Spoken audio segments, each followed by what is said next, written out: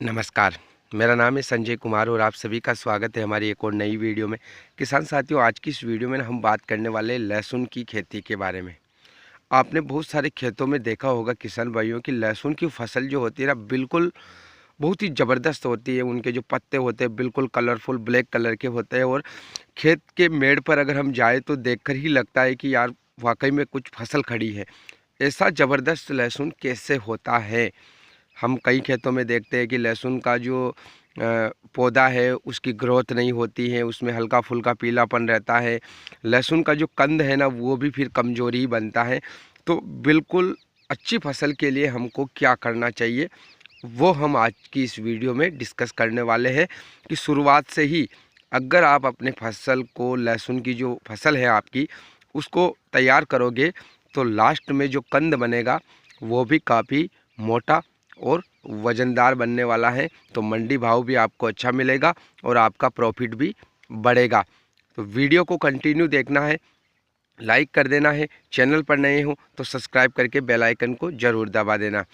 देखिए किसान भाइयों, अच्छी फसल के लिए बहुत सारे पॉइंट हैं जो मैटर करते हैं।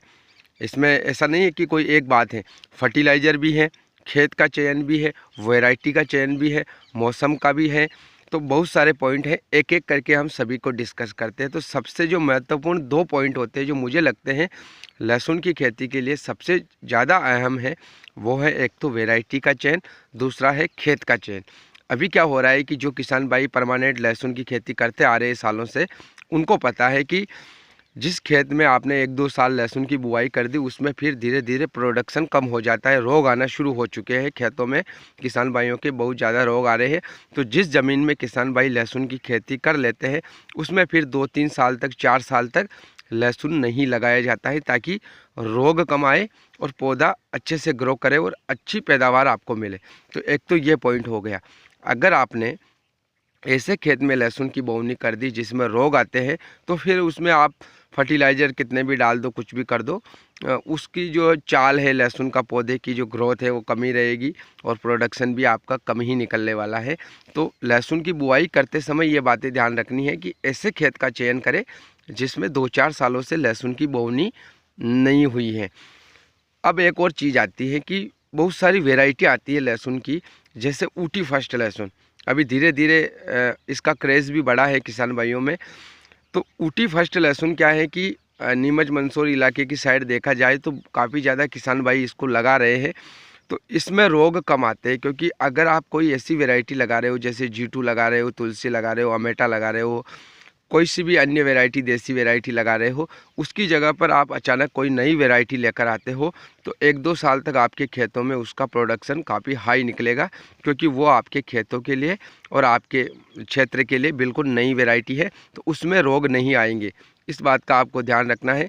तो जिस वैरायटी को आप हमेशा लगा रहे हो उसमें अगर रोग आना शुरू हो चुके हैं तो आप वैरायटी चेंज कर ले, वो आपके लिए ज़्यादा बेनिफिट होगा कि वैरायटी चेंज करने से आपके खेतों में रोग नहीं आएगा और प्रोडक्शन भी अच्छा निकलेगा। तो ये दो मेन पॉइंट तो ये हो जाते हैं जब लहसुन की बुआई करते हैं, उस टाइम पर ध्यान देने वाली बात है। अब आता है लहसुन की बुआई तो हो गई, उसके बाद भी जिस खेत में हमने लहसुन लगाया है उसमें 2-4 साल पहले लहसुन लगाया था, फिर भी ग्रोथ नहीं हो रही है, तो क्या करें? तो देखिए यहाँ पर फिर आते हैं माइक्रो न्यूट्रिएंट फर्टिलाइज़र और मौसम।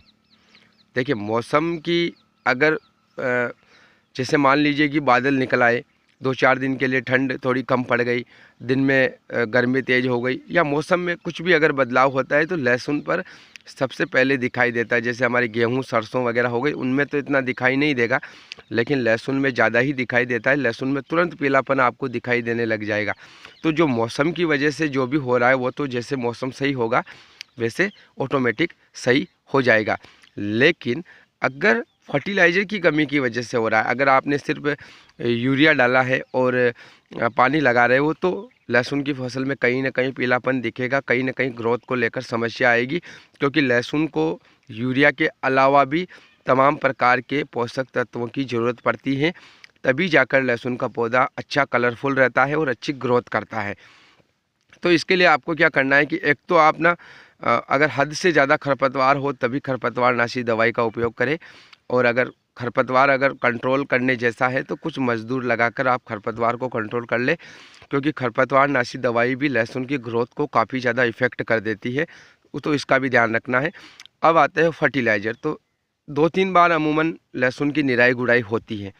जो किसान भाई खेती करते हैं उनको पता है कि 2 बार तो अगर आपने खरपतवार नाशी दवाई का उपयोग भी किया है, फिर भी आपको 2 बार तो निराई गुड़ाई करनी पड़ेगी। तो दोनों बार जब आप निराई गुड़ाई कर रहे हो उस टाइम पर यूरिया तो आप डालोगे, यूरिया के अलावा आपको क्या क्या डालना है।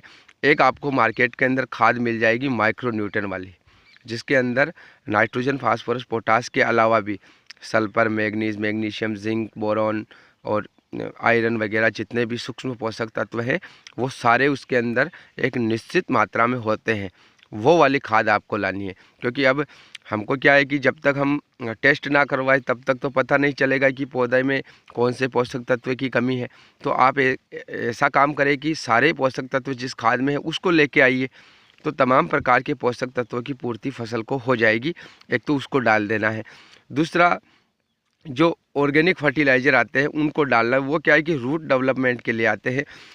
लहसुन की अगर जड़ों का विकास अच्छे से होगा तो पौधा ऑटोमेटिक ग्रो करेगा। तो उसके लिए भी आपको जो जैसे आपको बायोविटा मिल जाएगी, सागरिका मिल जाएगी, और भी बहुत सारे प्रोडक्ट आते हैं।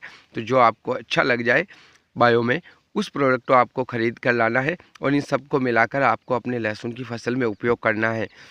लहसुन को उखाड़ कर आप ज़रूर देख लें। अगर लहसुन की जड़ों में कोई कीट लगा हुआ है तो कीटनाशक का भी प्रयोग करें, जैसे फिप्रोनिल जो केमिकल आता है उसका उपयोग करें। तो कीटाणु को ख़त्म करना भी ज़रूरी है, उसकी वजह से भी फसल में पीलापन आ जाता है।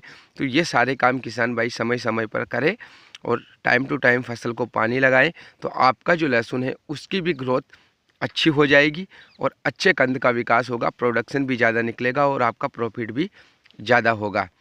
उम्मीद है ये वीडियो आपको ज़रूर पसंद आई होगी। लाइक शेयर सब्सक्राइब जरूर करना। मिलेंगे अगली नई वीडियो में, तब तक के लिए धन्यवाद।